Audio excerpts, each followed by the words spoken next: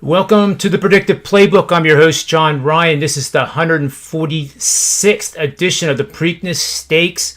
We have a Triple Crown contender possibly involved here, but there will be a Triple Crown pursuit heading into this Preakness race on Saturday at Pimlico Racecourse in Baltimore, Maryland. Medina Spirit is the name. Will run as the headliner of this 10-horse field in Pimlico, which is 1 3/16 mile race, and it's a 16th of a mile shorter than the Kentucky Derby. But don't go too fast thinking that Medina Spirit's going to do a repeat performance, because there are several, maybe up to 4 horses in this field that are sprinters and pace setters, and this is going to be a totally different strategy. And personally, I have no clue how to handicap this, but I do know somebody that does. And he's one of the best on the planet in Marco D'Angelo, co-founder of WagerTalk. And he's not just a brilliant mind in horse racing. He's on one incredible tear over at WagerTalk. He's now 8-1 the last 9 baseball plays. Most recently cashed on the Cleveland under. And he's on just an insane NBA run of 33-12 over his last 45 NBA plays after Wednesday night's 5% winner. That's a top bet that he releases. You know, when he releases those get a lot of attention. So anyway, welcome to the show, Marco. I honestly couldn't have anybody better to talk me through and talk everybody else through the maze and the cross currents of this race tomorrow. John, glad to be here. And, the thing about, horse racing with me, John, is, a lot of people bet horses, a lot of people handicap horses, but not everybody can, pull off the trifecta. Not only do I handicap and bet them, I own racehorses as well, and I have since 1986. So I know the sport inside and out. I have a passion for it, and there's no better time of the year than the Triple Crown Trail. Love it. We got a lot of drama, like a soap opera this year, heading into the Preakness, and I'm sure we'll be talking about that as we open it up. But glad to be here, and appreciate you inviting me on the show to talk some horses. Absolutely. Let's get to the drama. I have to admit that when I heard Bob Baffert speak the first time in his press release, which I think was Sunday, I listened to him, and I actually believed every word he said. The horse had never taken the beta methamphetamine drug. And I really wanted to believe that he was just very forthcoming. And this was one of the few times, actually, we have somebody actually telling the truth. But in a kind of a comical way, I remember back in the baseball days when the steroid had escalated to Congress and they were testifying before Congress. I do remember, one of them was Rafael Palmeiro, looking at the senators and pointing the finger saying, I never did performance-enhancing drugs. Now, Baffert wasn't pointing, but there was a president of the United States that pointed to and said, I never did, X, Y, and Z with Monica.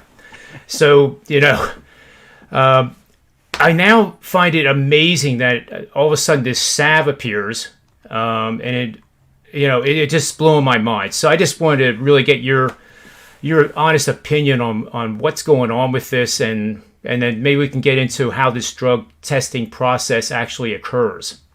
Well, John, to rewind to Sunday morning, I'm here on the West Coast, so we're 3 hours behind everybody.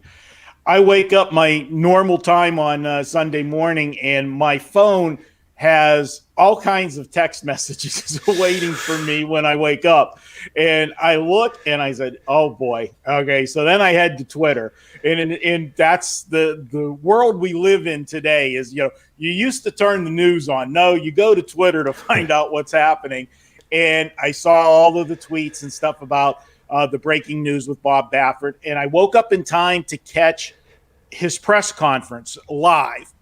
And just like you, listening to him vehemently denying that horse ever got beta methazone. I honestly believed what he was saying at his word. Now, let me explain. He was adamant about that particular drug, which is what they said they found in the test positive. It reminded me of I'm going to go with a little story. This is not a personal experience, but buddies and so forth. Your wife or girlfriend comes home late from work, and you confront her. You suspect, are you having an affair with your boss? And she looks you straight in the eye and tells you, I am absolutely not having an affair with my boss. Fair and enough. She's adamant about it, and you believe her. But you know what? What she didn't tell you is, but she is having an affair with Bill from accounting. Okay, so she was telling you the truth. Okay, okay.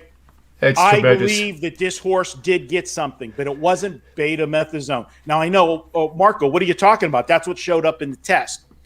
There are several drugs that have very similar chemical makeups, the molecular makeup. Now, I'm not a scientist or chemist that I can explain it to you, but I can tell you there is a drug that is almost identical to that. And it is, instead of betamethasone, it's dexamethasone. And they do the same things. And they are drugs that are used on people as well. Yep. And this is the thing that, everybody, they're surprised when they find out that certain drugs that we use in the horse industry, legal drugs, are people drugs. They're just different doses. And what this particular drug is used for, both of these that I just mentioned, is they are used for rheumatoid arthritis patients because it relieves joint pain, inflammation.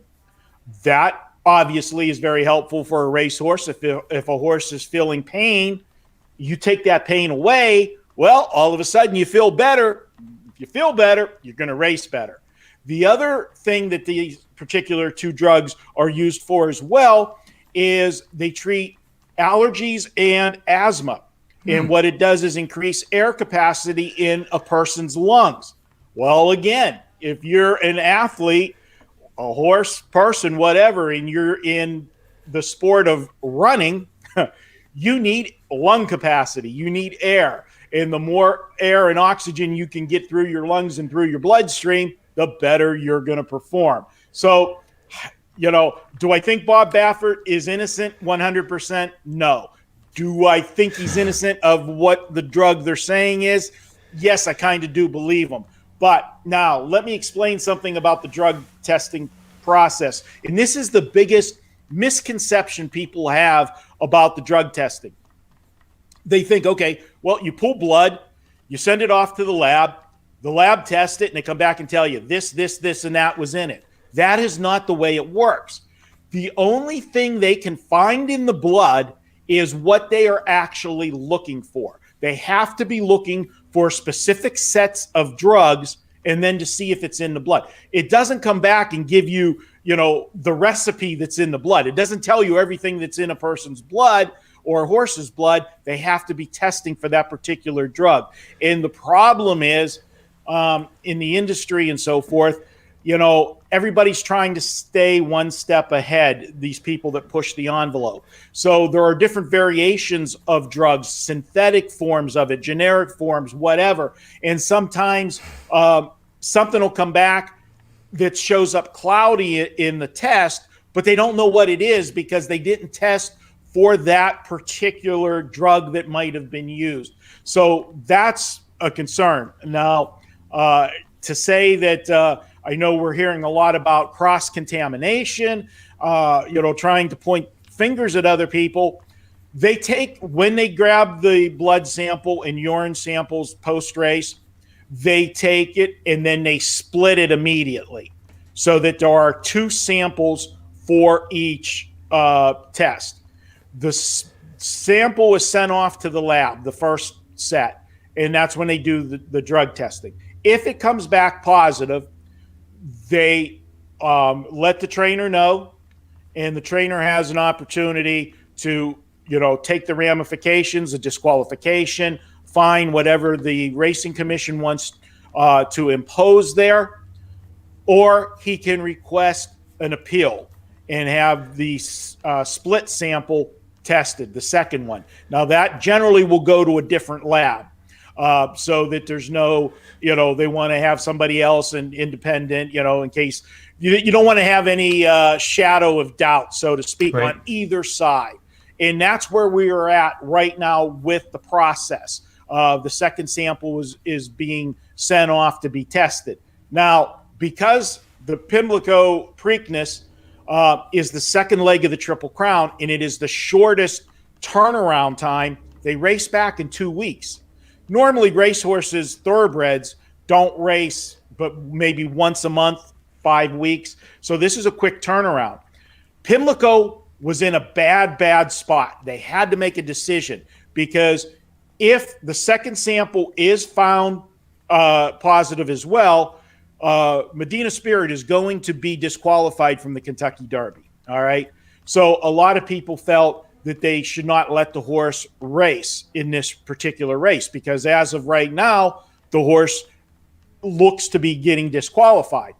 But the risk they take is if they would have not allowed his entry and the second test comes back and he wins the appeal, then Pimlico could have been opened for a major lawsuit from Bob Baffert and, more importantly, the owner of Medina Spirit, because now you denied this horse an opportunity to win the Triple Crown. And that would have been just a big nightmare that, Pimlico really didn't want to have. So what they did was they accepted the entry. The horse is going to be tested before and after the race. And, it's going to be under complete scrutiny. Bob Baffert is not going to attend the Preakness. His second trainer is going to take care and run the show. But that's not uncommon, because when you're a big stable and you've got horses racing all over the country, the main trainer obviously can't be everywhere. He sends, his assistants to do the job at different tracks. So Jimmy Barnes is very capable of handling the situation this weekend at Pimlico. That's not going to be a concern. But it did create just a whole lot of drama for the sport. And you could go the adage, any news is good news, publicity-wise. It got a lot of attention to this race. And it's going to create, I think, John, some interesting betting, because there's going to be people that are going to want to bet against Medina Spirit, thinking, okay, well, now he doesn't got the juice.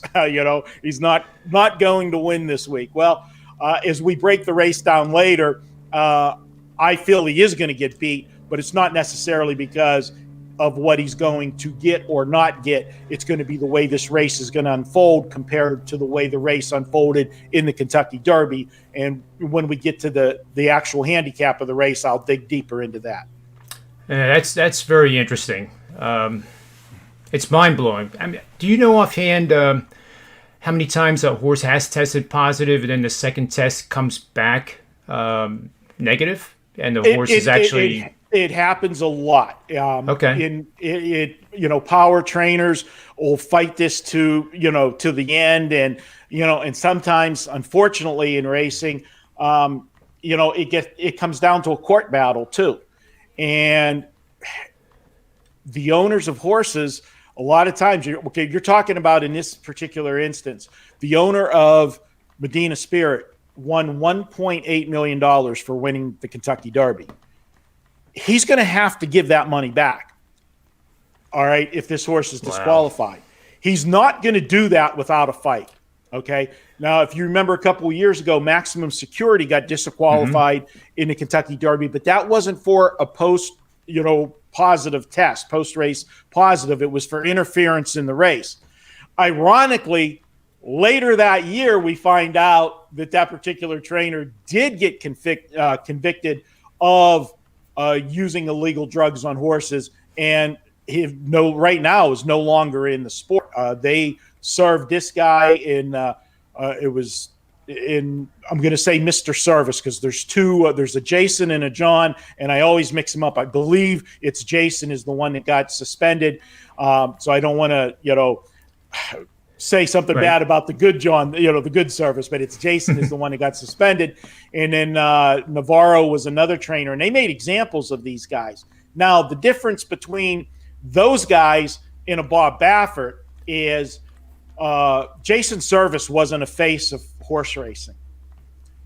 What makes this so much worse is Bob Baffert is probably the most recognizable face for horse racing.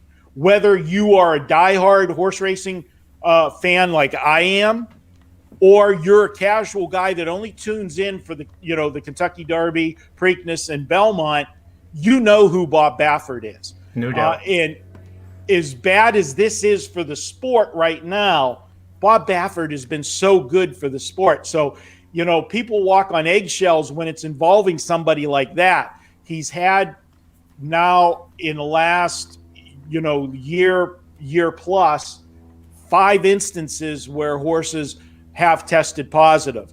Gamine, his real good 3-year-old filly last year, tested positive. He later won the appeal on that, and he had it overturned. And interesting enough, the very next race that Gamine raced after the so-called in question race with the testing positive, a lot of people said, okay, how's this horse going to run after the, she's not going to be running on, any juice, so to speak. She come back and just absolutely demolished the field in her next race. Now, the difference there to this race is there was the normal time in between races. Let's play devil's advocate for this week. I said this is a 2-week turnaround. It's the shortest turnaround of any of the races. And probably most of these horses will never race back in 2 weeks in their career. If Medina Spirit did get anything that was to help with pain, that means the horse has some kind of little problem.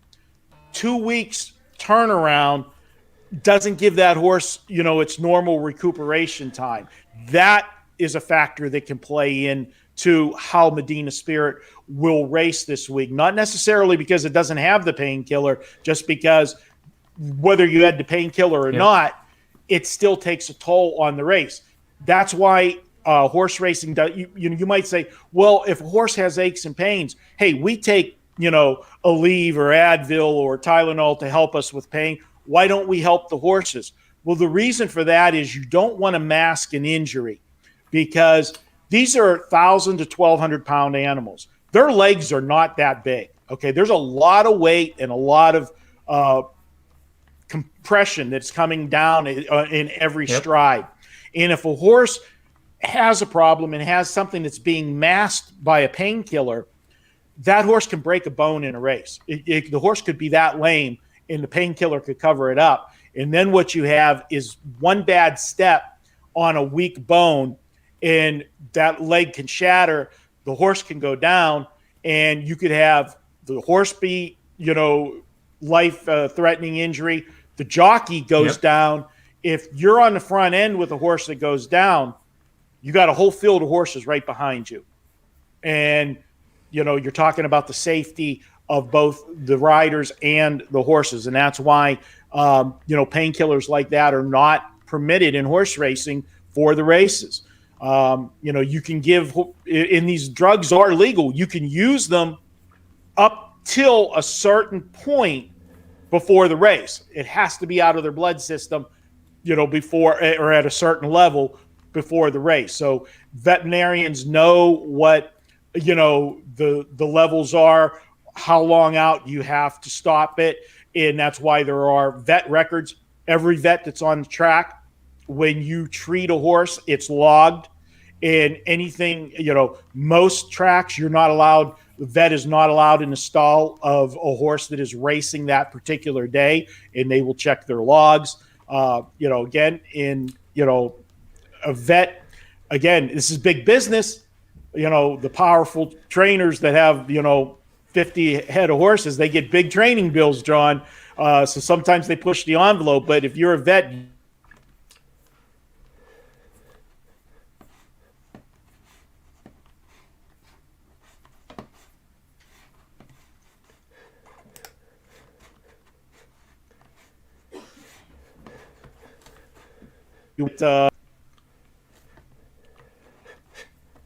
we good there? I thought we're back. Yeah, that was that. I have no idea what caused that, but glad you're back. Yeah. Okay. So it was about maybe 10 seconds worth of what you said that I actually did not hear. But so my understanding from you now is that this was not a performance-enhancing steroid or drug. It didn't make Medina Spirit run faster. It's more of a drug that they use, I guess, training sessions to keep the inflammation down. And I guess during training sessions, they're not necessarily always running full bore. So the danger of breaking a leg or an ankle or some catastrophic injury is probably less. So yeah, I didn't realize that part, and I'm sure a lot of other people didn't either. Because you mentioned a drug, performance enhancing, right away. It's that's why the horse won. That's why the horse ran so fast, and that's why Medina Spirit won wire to wire in the Kentucky Derby. But the lung capacity part of it, that would help true. the horses. That true. Part of it would. So this is a drug that, if you want to say, if you're using it, you're getting your bang for, a good bang for your buck using this, because it has two benefits from it, and both will help the horse. Gotcha. So one last question. If I bet Medina Spirit, and let's say Medina is part of my superfecta pyramid, and it all comes through, when is this test going to be back? Is there a possibility that within 2 hours of the race being over, or at least before the track says that all bets are final, that a positive test could rear its ugly head? No, it doesn't, because the situation is that it goes off to a lab that's not at the track, and this is done for several reasons. One, because the track doesn't have the personnel to put in their own testing, governing body. Then also, you don't want to have people that work at the track, because you would have that integrity issue. Yep. Where it would be easier to okay, hey, we're at this track, I'm buddy with Joe Blow and in testing, and we go out for drinks and stuff.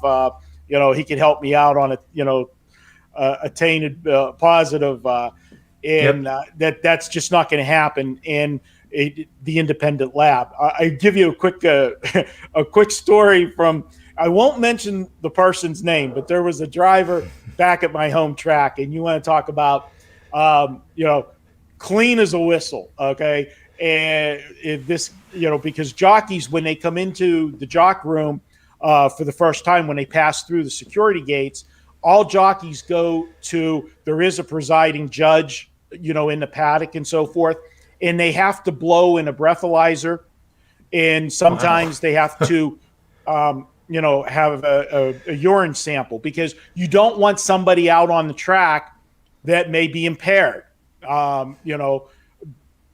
alcohol, whatever.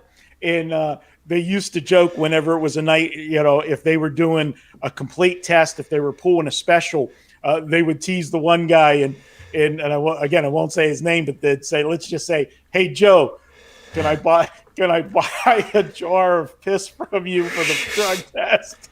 Because they knew he was clean as a whistle. But yeah, that's why you don't have it on site. And where I thought you might have been going with that question, John, is asking if you had a ticket on Medina Spirit.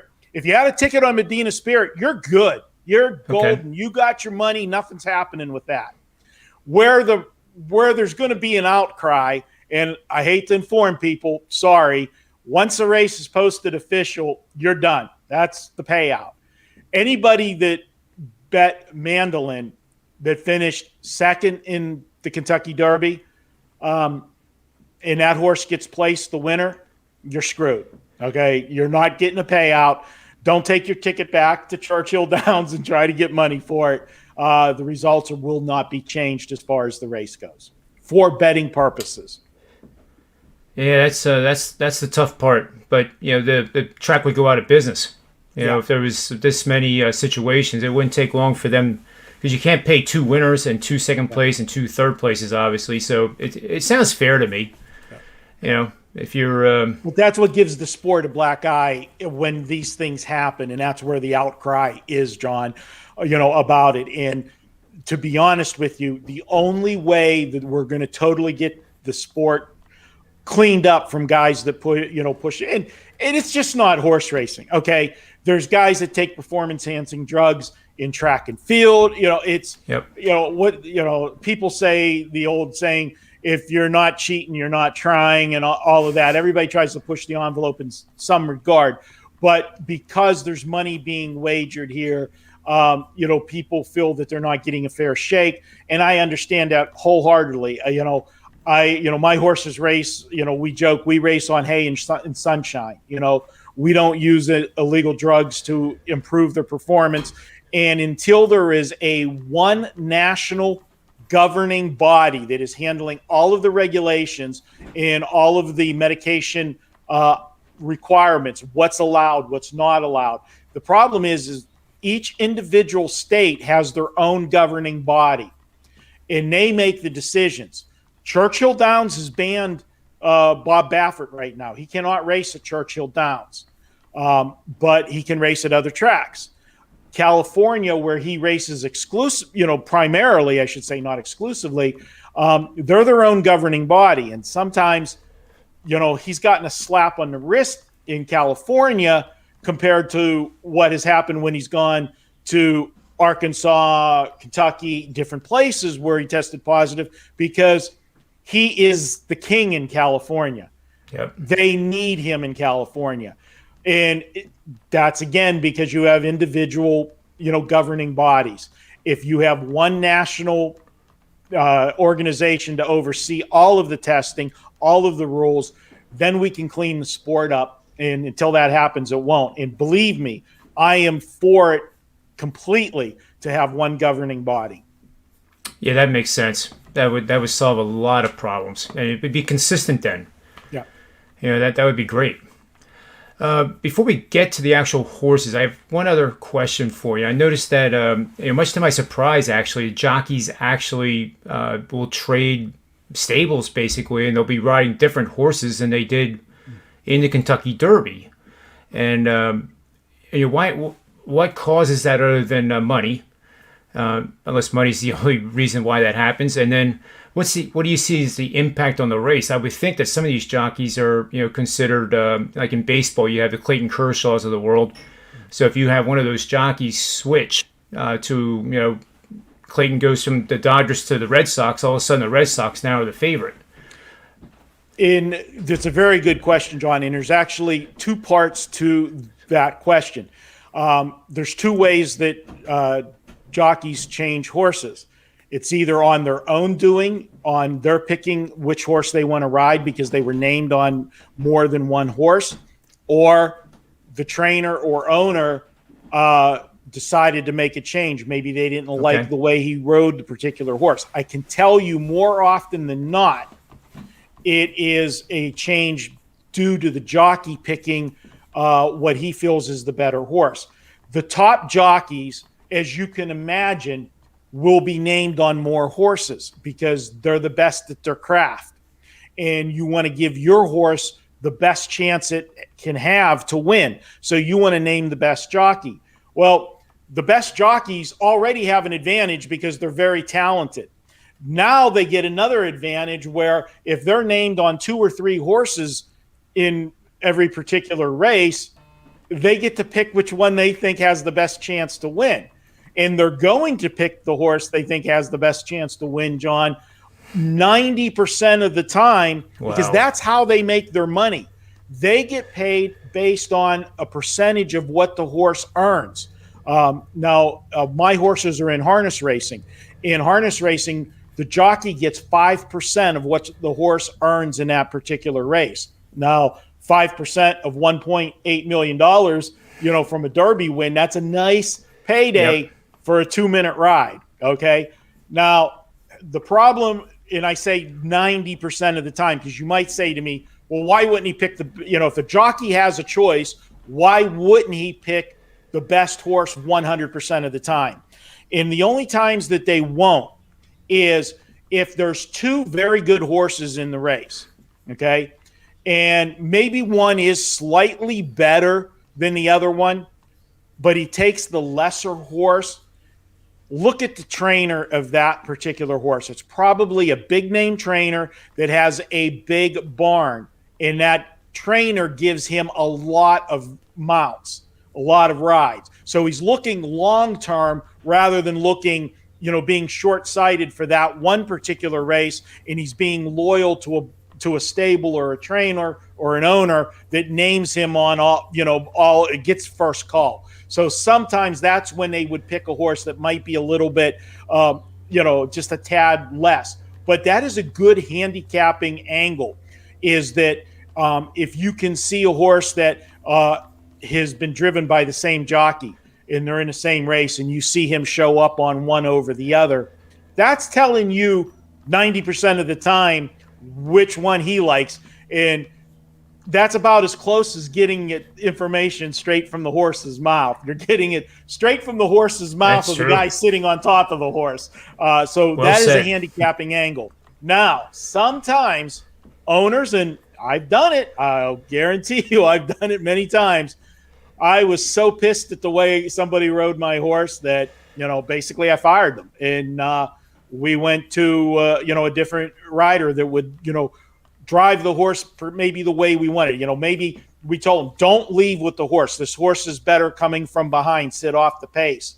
And the jockey didn't listen and put the horse on the front end, and we, ended up backing through the field. And I pretty much guarantee you he's not riding my horse next week. That's the luxury of being an owner and paying the bills. I get to call those shots. So those are some of the reasons why, too. And I know there's a couple horses in here, and it involves one of the big favorites, and it is a mystery of why that horse, why he's not riding the horse that he's riding. So we'll talk about that when we're breaking it down. Okay. I'm going to start with the horse that I liked in the Kentucky Derby that was a little contrarian, Midnight Bourbon.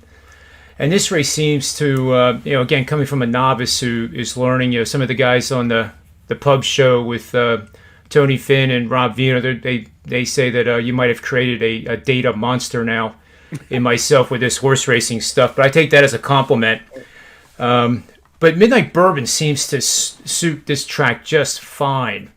And it was, the way I saw it, Midnight Bourbon had a horrible start, got bumped, and just was completely out of it, but did finish sixth in the Kentucky Derby. But then previous to that, that horse was running better and better and better, it seemed.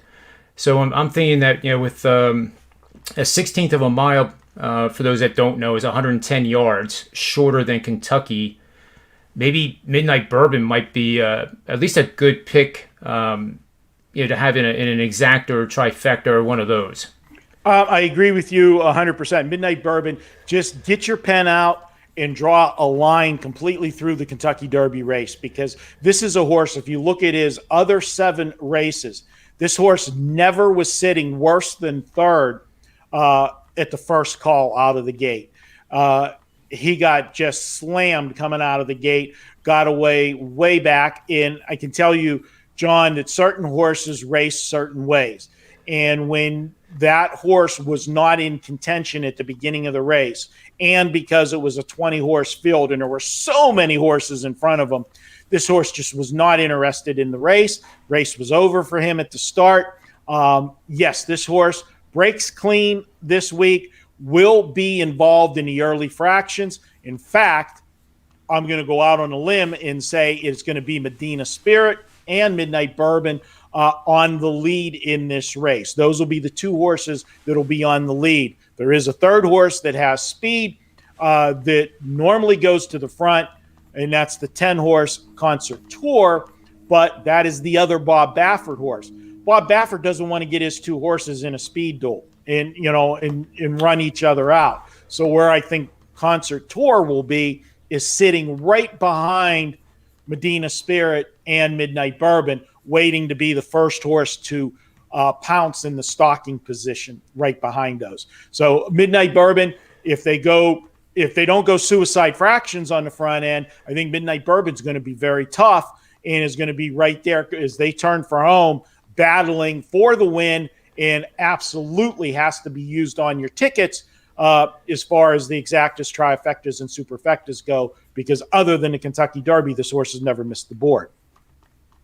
That's pretty wild. At 5-1 too. I think I still think personally there's still value in that horse, because it seems like the public is going to bet, Medina Spirit, because that's the favorite. That's the Triple Crown, and of course, and it'll probably be polarizing when I think about it, because there'll be people that will want Baffert to lose, so they will not include that horse. What do I know, right? But what about this? There's 7 horses listed in the racing forms as a pace setter too, and I know absolutely nothing about the 7 horse. But France, Go Ina, at 20-1. That's the mystery horse in the race, and I wish I could clear it up on this horse what he's going to do. Now, yes, the horse does like to go and be forwardly placed, but that totally different racing over across the pond. This horse is coming in here, an invader. You have to, 2 things that are the big question marks. One, they're not going to spend all the money shipping this horse, across the pond to race in the Preakness if they don't think they have some sort of shot. I mean, the cost for, I know what it costs just shipping a horse, a couple states over, let alone shipping a horse, putting it on a plane and flying it over, going through the quarantine process, everything else. It's a big expense. And the other interesting part with this particular horse is, and we talked about the Jockeys situation, this horse picks up Joel Rosario. And Joel Rosario is the horse that had been riding Concert Tour every single start, but now is not on the horse. And I've looked everywhere to try to find a soundbite or Bob Baffert answering the question why Rosario's not on and he put Mike Smith on. And I have not been able to find it. Now, if you want to look a little deeper and say, is this one of those instances where it wasn't the jockey that made the decision? Was it the trainer or the owner? The last race for Concert Tour, which probably cost him going to the Kentucky Derby, he finished a poor 3rd. And you say, well, he finished 3rd. It can't be that poor. It was a hard race, and the horse was tired in the stretch because Rosario got caught in the battle early on with Cotto River, and those 2 horses battled around the racetrack, and Concert Tour didn't have anything left for this in the stretch. And more importantly, the other reason why you didn't want to get in a speed duel in that particular race, the Arkansas Derby, was because your whole goal was the Kentucky Derby. Right. And Concert Tour had enough points for the Kentucky Derby, didn't have to win that race. So don't race the horse's guts out and then leave the gas tank empty for the Derby. And I think that's why Bob skipped the Derby with Concert Tour, to give him the extra few weeks to freshen up and be ready for the Preakness. And if that's the case, and that ride cost him a shot at the Derby, the owners might have been pissed and said, we want to make a jockey switch. So that's what I'm guessing. Again, that is just me from experience, because I haven't been able to confirm that. Nobody has said that. And when you set down, a world-class jockey like Rosario, I mean, you really don't want to publicly bash him, but, that's what it looks like. Now, he did ride this horse over, in Egypt in the UEA Derby, the big race over there. And the horse finished 6th, had some problems, traffic problems and such. But Rosario's riding him. Let's see what happens.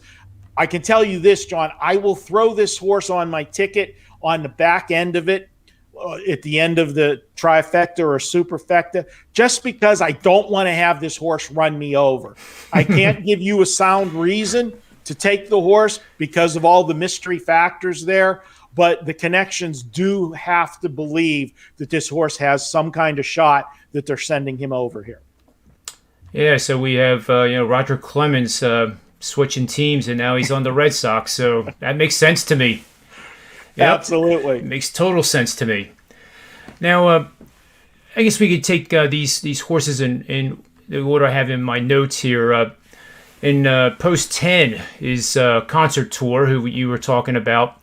And I got to think that is a horse, even though Bob Baffert trained the horse, it doesn't mean that he's putting two horses together, kind of uncompassionately against Medina.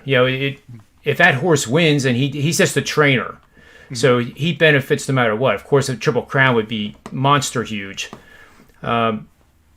But I initially, that was my thought, that I saw Bob Baffert, and I was like, why would he put another horse in that would eliminate the chance for the Triple Crown? But it's the owners of the horse that entered it, and he's just the trainer. So he's the trainer. Well, the trainer enters the horse, but he has to do what the owners want. He can advise the owners, and you got to remember, all of these, way back in the day, they would, if a trainer had two horses in the same race, they would make them run as a coupled entry.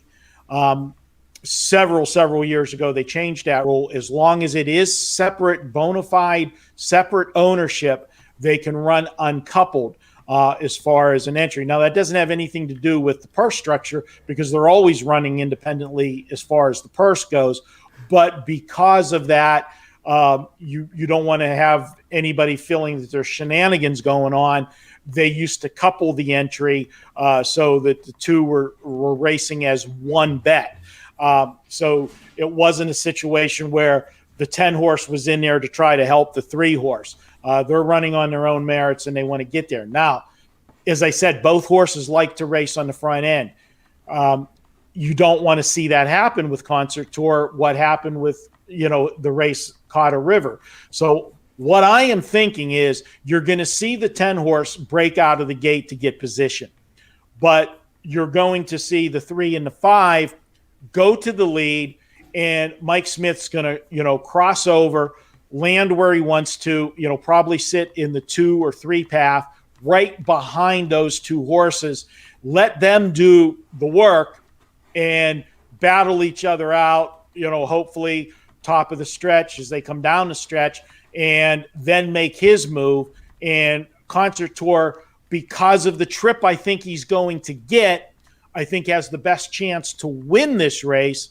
But I do think there is a long shot, we'll get to him later, that is going to be coming right off of Concert Tour's back. And if whichever horse wins that first battle between Medina Spirit and Midnight Bourbon, then that horse is going to have a second battle with Concert Tour when Concert Tour, collars that particular horse. And so often you will see a horse put away the first contender, but then battles the second contender, and those two go at it, and you see a horse come from behind that one that hasn't battled anybody yet and is fresh and goes by both of them.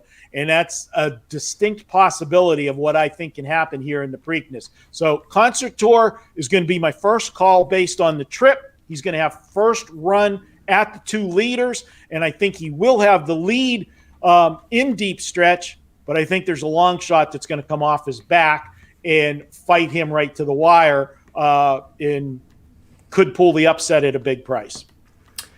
Well, based on that lead there, I think we need to know who this long shot is, because the way I'm picturing this in my mind, Marco, is the race will start out, the horses seem to get spread out. There'll be horses that are not sprinters.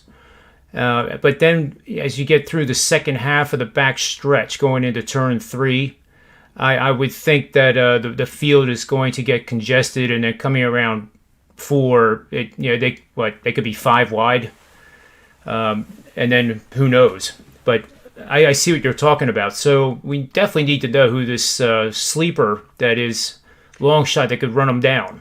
That horse is number 4, Crowded Trade. This is a horse that will get away in the stalking position. He's not a stone cold closer like a horse, Keep Me in Mind, number 2 horse. This horse never breaks out of the gate well. Usually is last out of the gate, next to last. Runs the entire race that way and then makes that big move late.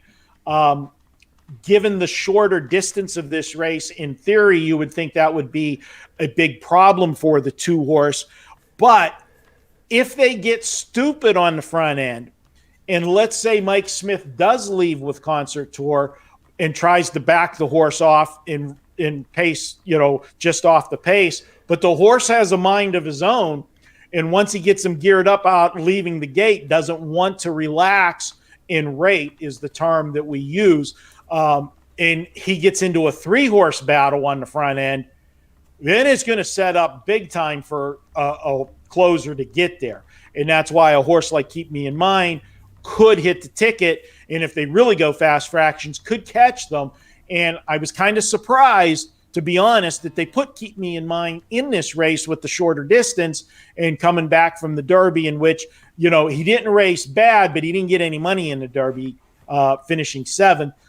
Because he just had too much traffic to deal with. I thought maybe they would skip this race and point to the Belmont with the longer distance. But Crowded Trade's going to be, I think, sitting 4th or 5th throughout the race, and is going to have that, he's not going to be a stone cold closer, but he will be closing, but he'll be closing from a lot closer to the pace, and he'll be coming off of Concert Tour's back. And if Concert Tour has an extended battle in the stretch with Medina Spirit or Midnight Bourbon before he gets by him, could soften up Concert Tour just enough for Crowded Trade to get the upset. And this is a horse that raced in the Wood Memorial. And most people, myself included, thought that the New York circuit trail to the Kentucky Derby was probably the softest. I agree with that. But what I'm also going to point out about Crowded Trade is this horse has only had 3 career starts. He has improved in all of the races. And I say this all the time with young horses. When you only have 3 or 4 career starts, we have not seen your peak performance yet. And he's had 2 performances, speed figure wise, that puts him on par with these horses that have already more experience than him. And if he takes that next leap step, has that giant step forward, this is a horse that can surprise and win this race at a big price. And Chad Brown, Javier Castellano, we've got a jockey change here. The guy that had been riding the horse, not a bad jockey. Eric Consell is an up-and-coming jockey. He had a great meet in New York this winter, but he has not raced in the big races like this, in the Triple Crown yet. Doesn't have that experience and success.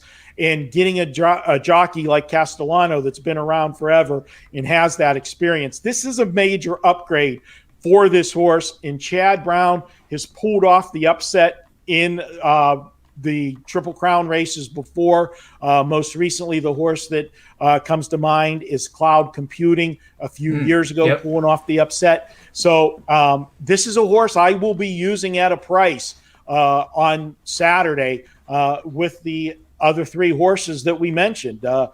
Medina Spirit, Midnight Bourbon, Concert Tour, and Crowded Trade. Those will be the horses that I'll be keen on, around the top spots when I'm building my, my pyramid trifecta. Oh, that's awesome. And is it an advantage for Castellano to be right next to Medina Spirit? So, this may sound like a ridiculous question, actually, but a lot of people probably even know these horses are averaging about 35 to, close to 40 miles an hour. Mm-hmm. So I got to ask the question about drafting. And is there drafting in these races? Oh, absolutely. The horses that are on the front end do the work, so to speak. They do, the heavy lifting is what you call. Horses that race, there's all kinds of different terms for trips that horses get. In a perfect world, you like to get a 2-hole trip and then get out clean. If you're getting a 2-hole trip, you're right behind the leader on the front end. You're down at the rail. You're saving ground. And then when you're coming off the turn, in a perfect world, is they come off the turn, your momentum actually carries you to the outside. If you're in a car and you go around a bend too quick, what happens? You shift towards the passenger side. And if a horse can get to the outside coming off the turn while his momentum is already carrying him that way, you're not losing any stride, momentum. You're going. It's a clean move, and that horse is going to perform well all the time. If you are down at the rail though, and there's a horse to the outside of you, you can't make that move. You got to hope that when you go around that turn, that the horse on the front end maybe drifts a little wide and the inside opens up, but then you still have to have a horse that doesn't have a problem of going through tight quarters if you try to shoot up the inside on the rail, because by nature, horses don't like to pass on the inside. When you train a horse and everything, they're naturally trained to pass on the outside. And if you're ever at a racetrack in the morning, you'll see two horses that might be training together. The horse on the lead is at the rail. The horse that's prompting him is on the outside to his flank, and they'll run around the track together in tandem, about a half body length apart. And then when they make the final strides towards home, they'll let the horse on the outside loose and get up to the other horse. You don't want him to blow by him because you don't want to break the spirit of the horse that's, your training partner. You want them kind of to both be fighting to the wire together, but the other horse is doing it on the outside. That's just the way they're naturally trained. And so both horses are learning, hey, we go to the outside. That's go time. Let's go. And the horse that's at the rail knows, hey, I got to hold this other horse off. So that's why that happens. But yes, to answer your question, more importantly, when you look at a horse inside or outside of you, if you're a horse that's leaving, you want to know if the speed is inside or outside of you on what your strategy is going to be. Because if you have a horse that has speed on the inside of you, you have a little bit of an advantage being on the outside because you're trying to cut over. So if you're quick out of the gate, you can dictate that and cut over. But if the horse on the inside is faster than you off the gate, then that horse can carry you wide into that first turn. And, that's a disadvantage. Then you also want to look, if you're in the middle of the pack, if you're a horse that leaves, you want to look down at the rail and see if there's any speed inside of you, because if there's not, you can bust right out of the gate, John, and do a left-hand turn and get to the rail pretty quickly and save a lot of ground. And if you look at the horse that is at the rail, Ram, 30-1, I don't think this horse even belongs in this race. So there's going to be a lot of people that will want to get in front of the one horse in this race. The two horses, keep me in mind, that we talked about, that never leaves the gate. So Medina Spirit's going to break off the gate and get to the rail very quickly. Crowded Trade will leave enough to get in front of the 1 and the 2 and then plot his trip from there, which should be a good trip. Well, it sounds like an incredible race coming up. I cannot wait, just like the last time. But it's going to be harder to do those superfectas, I guess, because there's half as many horses. But the strategy of this race actually seems more appealing to me to observe, because you know what every single one of these horses is going to be doing. Like you said, the Ram, the horse on the rail, I think if I remember right, his dad was a Triple Crown winner in American Pharaoh. The horse is very well bred. I mean, just to breed to this horse, the stud fee, is $200,000. The horse sold as a yearling for $375,000. So, a lot of money invested in this horse, but I think he's being very ambitiously placed to be, entered in this race. I made the joke on, my other show, Pony Pundits, and time for a little shameless plug. You can check that out. I do that with my partner in crime, Sig Las Vegas, and Joe Ranieri. I said, if Ram finds a way to ram his way onto the tickets, it's going to onto the 1, 2, 3 spot. I am going to be ramming my tickets right in the trash can because I will not have it. That's great. So to recap here, I think we've covered all the horses. It seems like from what you said here, we're probably looking at 3, 4, and 5 as horses that you like. 10. And then 10. On top. Yep, those 4. Yep. Yeah, I would love to see. I just watched the movie Secretariat about a week ago. I'm getting into this. Yeah. But that scenario with crowded trade and even Keep Me in Mind being so slow out of the gate, and Secretariat was the same way until I guess they overtrained him ahead of the Belmont, which according to the movie was a big risk. And then we all know what happened at that race. He won by 31. Yeah. But he also won the Preakness by a lot too, didn't he? Or was that a very close race, if you remember? No, the Preakness and they had to battle with those 2 horses in the first 2 legs of the Triple Crown. That's and then right. We just absolutely smashed them in the Belmont. That's right. I think that horse's name was Sham or something. Yep. Yeah. Well, there you have it. You can get a history report on the horse racing for tomorrow. Marco, I think that'll just cap the show here. I do want you to be able to tell the folks where they can find you and your plays, because like I said, this guy's not just horse racing expert. He's a guru in just about anything that it involves teams. So take it away. Head over to WagerTalk.com, guys. Not only, obviously you can buy my picks there, but there's a lot of free information at the site. Check it out. I will have the package up for tomorrow. We're going to put our Saturday all access package. I'm going to have all of my plays available for Saturday for just $39. And that will include any basketball plays, any baseball plays, any hockey plays, and it will include my Preakness selections. You could say, well, Marco, you just gave me your Preakness selections. Yeah, I told you the horses I like, but what you will actually get tomorrow is my actual way I am betting the race. The exact tickets that I am playing, you can either print it out, go to the track, and read it off to the teller, or just, have it there on your phone and tell the teller, hey, print these out. So there's no mistakes involved. You'll get exactly what I'm doing, and hopefully we're cashing tickets tomorrow. Yeah, I think I feel pretty good about cashing tickets after listening to this show. That's for sure. That's what makes it so much fun. It's you're really not competing against a book either. You're competing against the rest of the crowd, which makes it totally different.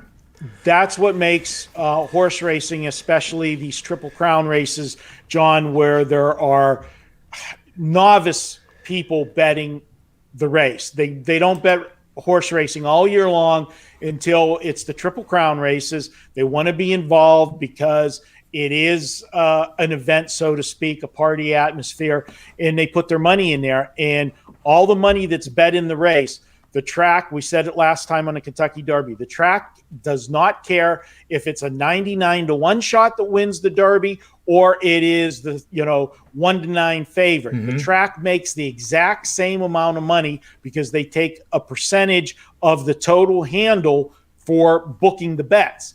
What is left out of that once they take their fee is called the betting pool, and that betting pool is divided by all of the winning tickets. Obviously, the more winning tickets, the less the ticket pays, but you're competing against everybody else that's in there. And if I got people betting money, John, that, I don't want to be ignorant, but I'm smarter than them as far as knowledge goes in horse racing. I have a huge advantage, and that makes it a plus EV play for me. And the more people that bet the race and don't have a chance of winning the race gives me better value, and I can take home a bigger piece of the pie. We all know I like to eat. So if you give me a big pie and I can take a big old chunk of that pie home with me, I'm doing it. And that's why I love getting involved in the Triple Crown race. I mean, I bet all the time horse racing, but when it comes to the Triple Crown, it's such a plus EV situation for an advantage player like myself. And, you get to ride along with me. If you buy the package tomorrow, you'll know exactly what I'm betting, and you can just duplicate the ticket yourself. Yeah, that's an awesome deal, Marco. $39 for everything, and that's all the other sports too. I mean, it's a no-brainer. So you guys make sure you get over to WagerTalk.com and get on board. I know I will be. So, Marco, I really appreciate you being on the show today. This has been absolutely awesome. I guess we'll be back at it next week or the week after for the Belmont. Actually, get 3 weeks. You get 3 weeks that's right. into the Belmont. And, hopefully, maybe we'll have a Triple Crown possibility still going. And we might not. Unfortunately for horse racing, John, as far as having that element of having everybody betting the Belmont, if there's not a Triple Crown on the line, the Belmont becomes basically just another horse race. Not to me, as a fan, right, but to the rest of the country and so forth. It's not the big deal that the Kentucky Derby and the Preakness is, because no matter what, the Preakness always, unless the Kentucky Derby winner gets injured and doesn't race in the Preakness, you still have the Triple Crown on the line. Yep, and Belmont is by far the longest and most grueling. So I like that, how it keeps getting tougher and tougher. You have the Kentucky Derby, now you have a little bit faster pace type of event, and then you got the marathon. The marathon. and it's all good. So, Marco, thanks again for being on the show today and being part of this whole project. I'll be back at 4 o'clock with Manny's Irish Pub group. That's Tony Finn, Rob Vino, Ski Profit, myself, and we have a bunch of other guests coming on as well from sportsmemo.com.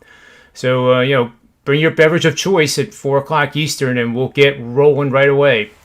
So for the Predicted Playbook, Marco, myself, WagerTalk.com, may all the wins be yours.